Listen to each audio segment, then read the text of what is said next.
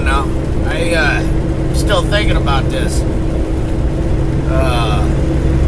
What systems were in place in 2013 that could have even allowed $10 billion to flow into Bitcoin in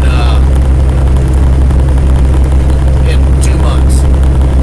Think about it. Coinbase will only let you put in $50,000. Or at that time, I think when I started, it was like you can only buy 50 Bitcoins a day. But man, that's I mean, how could $10 billion even flow into Bitcoin that fast? It's a lot of money, man. How did the markets go up so fast? It had to be exchanges. It had to be things like Coinbase. I think it had to be political insiders, government people who were on the know that the federal government was going to come out and recognize it as a legitimate currency. Because if you understand what it means for a government to recognize something, you know that's because at first it was like, they're just going to shut it down, just like they did with the Liberty Dollar or whatever all these digital currencies were. But they didn't do it with Bitcoin. And why didn't they do it?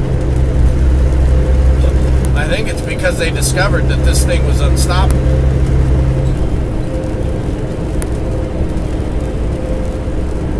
But who bought it?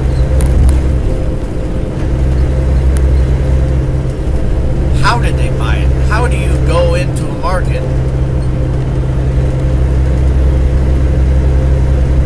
How do you go into a market like Bitcoin? Maybe I just don't know how well developed the cryptocurrency market was at that time, but that's a lot of money going in for 2 months. And if you look, 3 years later, the market cap is still pretty much the same. So it's like there was a big influx of money within that 2 months. It all came into the market and it just sat there. Who did that? Couldn't have been people like you and me. $10 billion.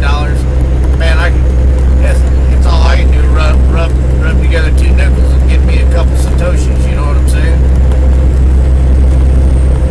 And I think about Litecoin. Whoever that was that came in at that time was a big, massive player. And